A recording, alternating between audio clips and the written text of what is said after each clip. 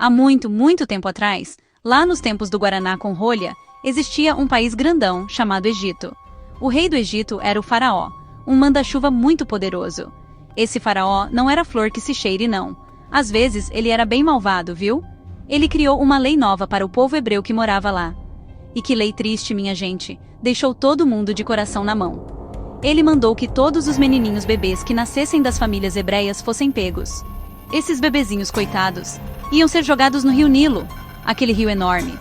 Oh, dá pra imaginar a dor no peito das mães hebreias naquela hora?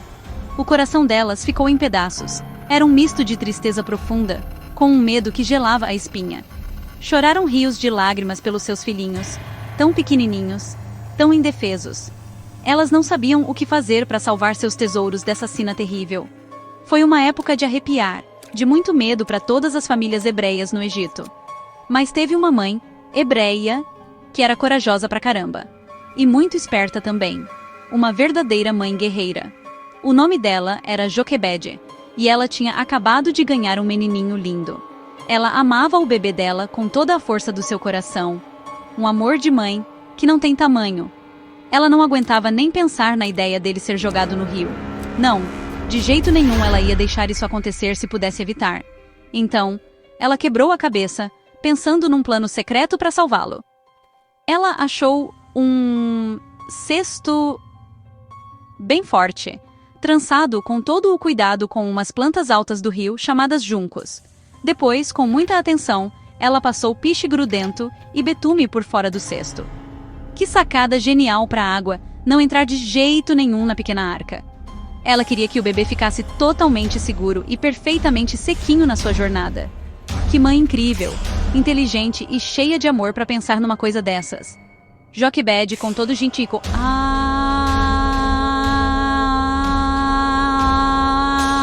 do mundo, colocou seu bebezinho miudinho no cesto preparado. Deu um beijo macio e carinhoso na testinha e na bochecha dele. O coração dela estava apertado de preocupação, mas ela sabia que precisava ser forte por ele. Então, com uma oração silenciosa, ela colocou o cesto com cuidado no rio Nilo. Ele ficou boiando quietinho entre as plantas verdinhas que cresciam na beira do rio. A irmã mais velha do bebê, uma menina jovem e atenta chamada Miriam, ficou escondidinha por perto. Miriam ficou lá, na moita, para ninguém do palácio ver. Ela queria ficar de olho no cesto e ver o que ia acontecer com seu irmãozinho. Ela estava muito preocupada, claro, mas também tinha uma fagulha de esperança de que ele ficaria seguro no final. O cestinho ia para cima e para baixo, um pequeno berço na água imensa. Logo depois, a própria filha do faraó, que era uma princesa gente boa, desceu até o rio. Ela foi com suas servas, como sempre fazia, para tomar um banho na água fresca. Era uma tarde quente e ensolarada, com aquele sol egípcio tinindo. De repente, a princesa notou o cestinho escondido entre os juncos, ali na beiradinha. O que será aquela coisa estranha, boiando ali? Ela pensou, com a voz cheia de curiosidade.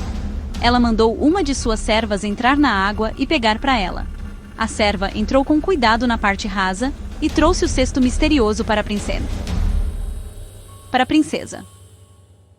Quando a princesa abriu, tomou um susto bom ao ver um lindo menininho deitado lá dentro.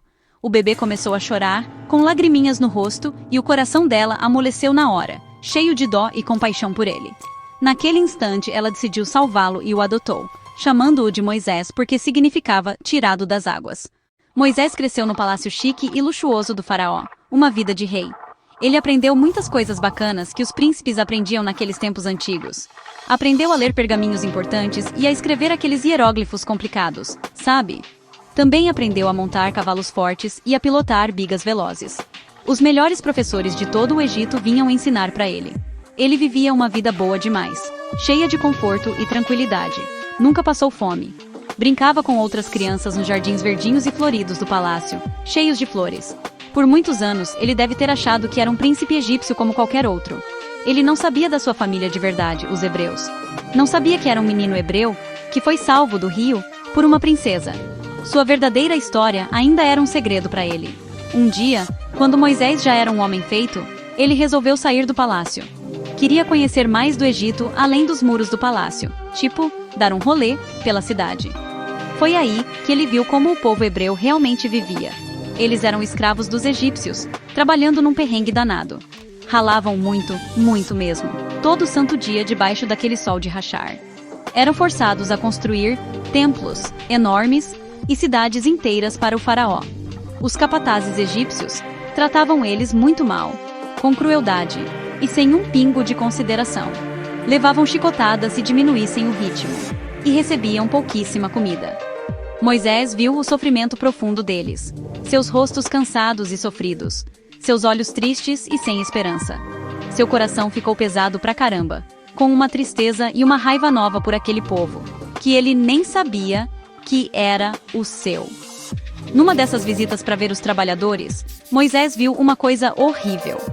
Ele viu um feitor egípcio, um cara cruel, batendo muito num escravo hebreu. O egípcio era forte e sem coração, não tinha dó nenhuma. O pobre hebreu estava fraco, de tanto trabalhar e não conseguia se defender. Moisés sentiu uma raiva enorme, poderosa, subir dentro dele como fogo. Ele olhou rapidinho em volta, achou que ninguém mais estava vendo a cena.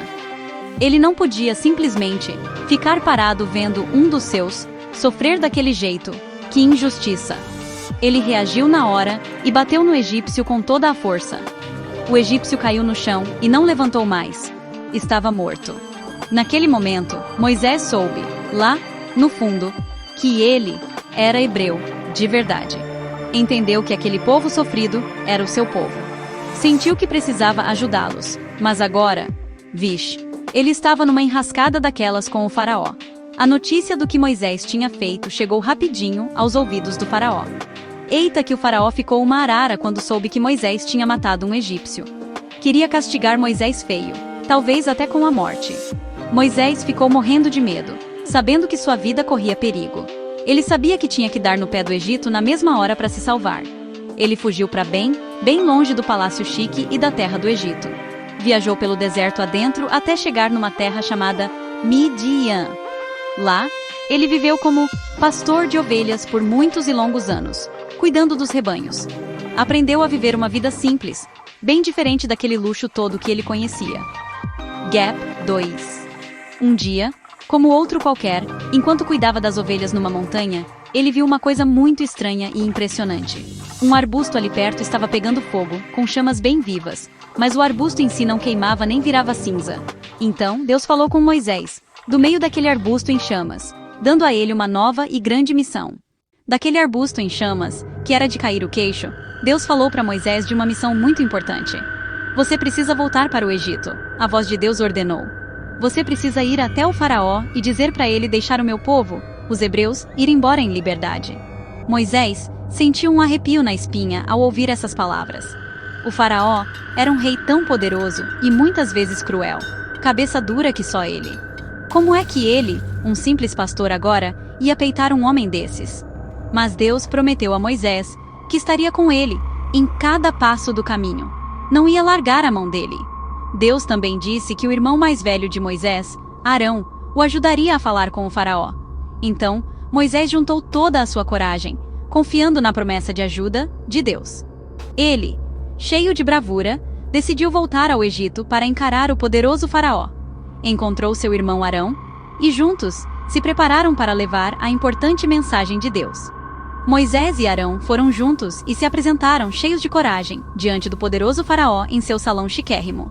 Eles deram o recado direitinho, como Deus tinha mandado. O Senhor, o Deus dos Hebreus, diz assim: deixe o meu povo ir para que possam me adorar.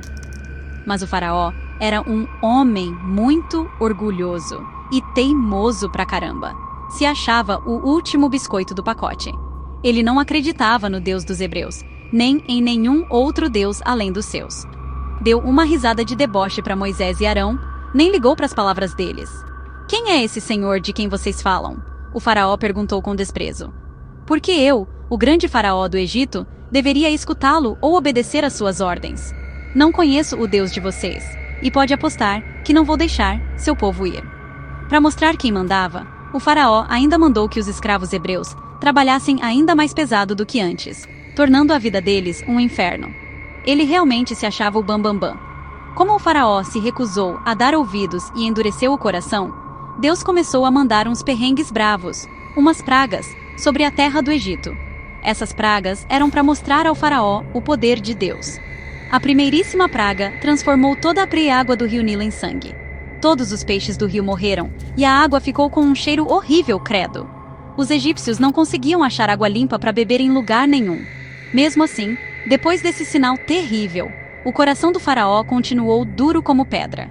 Ele ainda se recusava, teimoso que só, a libertar o povo hebreu da escravidão. Então, Deus mandou mais pragas para ver se ele mudava de ideia. Milhões de sapos saíram do rio e invadiram tudo. Casas, camas e até a comida deles. Que nojo! Depois vieram enxames de mosquitinhos chatos que picavam e incomodavam todas as pessoas e animais, seguidos por nuvens densas de moscas zumbindo para todo lado. Depois da praga das moscas, outra coisa terrível aconteceu com os egípcios. Todos os seus animais de criação, cavalos, burros, camelos, bois e ovelhas, de repente ficaram doentes e morreram. Foi um prejuízo enorme para o povo egípcio e seu jeito de viver. Aí, começaram a aparecer feridas doloridas que coçavam na pele dos egípcios e nos animais que sobraram. Em seguida, caiu do céu uma chuva de granizo apavorante, com gelo misturado com fogo, uma coisa de louco. Essa tempestade destruiu grande parte das plantações. Depois do granizo, nuvens gigantes de gafanhotos vieram e comeram cada plantinha verde e árvore que tinha sobrado. Aí, uma escuridão total, pesada, cobriu do Egito por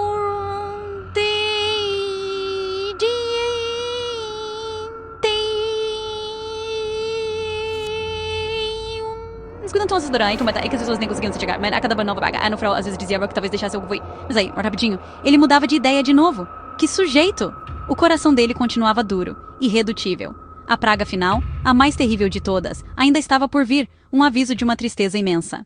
A última praga que Deus mandou sobre o Egito foi a mais triste e assustadora de todas. Deus disse a Moisés que, em uma certa noite, o filho mais velho de cada família egípcia morreria. Isso incluía o filho do próprio faraó, até o filho do servo mais humilde. Mas Deus também deu instruções especiais ao povo hebreu, para que ficassem seguros. Cada família hebreia tinha que escolher um cordeiro perfeito, sem nenhum defeitinho. Eles deveriam sacrificar esse cordeiro e pegar o seu sangue. Tinham que passar um pouco do sangue nas laterais e na parte de cima das portas de suas casas. Quando o anjo da morte passasse pela terra do Egito naquela noite, ele veria o sangue. Então, ele passaria por cima das casas dos hebreus, poupando seus filhos mais velhos. Naquela noite, como prometido, ouviu-se um choro alto e sofrido por todo o Egito. O próprio filho mais velho do faraó morreu e o coração dele finalmente foi tocado pela dor. Finalmente, depois de tanta teimosia, o coração orgulhoso e turrão do faraó se partiu com essa tristeza gigantesca. Ele chamou Moisés e Arão no escuro, no meio da noite. "Vão embora agora!" ele gritou, com a voz cheia de angústia e pressa.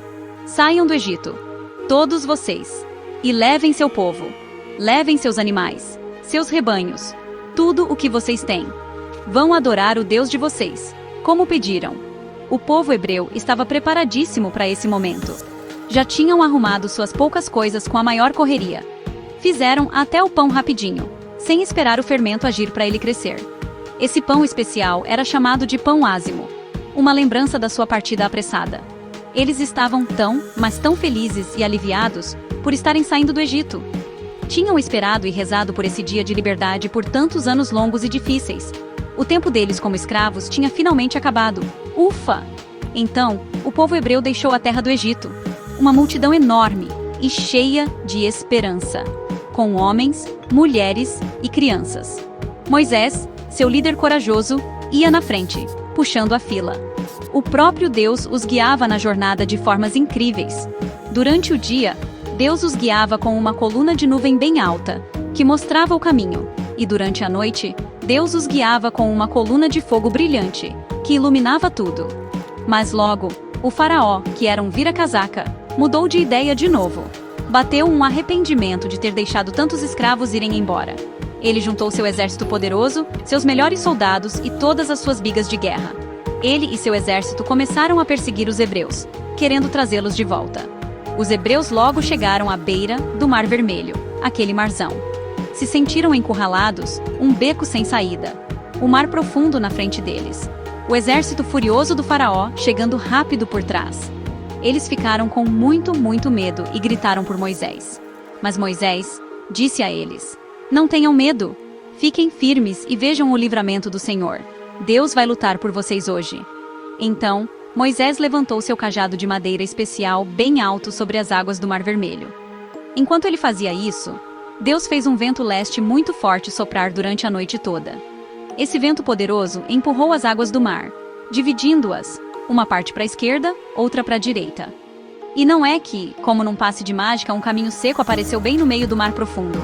O povo hebreu ficou de boca aberta, mas rapidinho começou a atravessar pela terra seca. A água ficou parada como uma muralha enorme do lado direito deles. E a água também parecia uma parede gigante do lado esquerdo. Quando todos os israelitas atravessaram em segurança, o exército egípcio, com suas bigas, tentou segui-los pelo leito do mar. Mas Moisés levantou seu cajado de novo, como Deus mandou. As águas do Mar Vermelho voltaram com tudo, com uma força tremenda. O exército egípcio inteirinho foi coberto pelo mar e se afogou. O povo hebreu estava seguro do outro lado. Eles estavam finalmente, verdadeiramente livres da escravidão. Que alívio, galera! Moisés foi o líder corajoso deles e Deus os tinha salvado.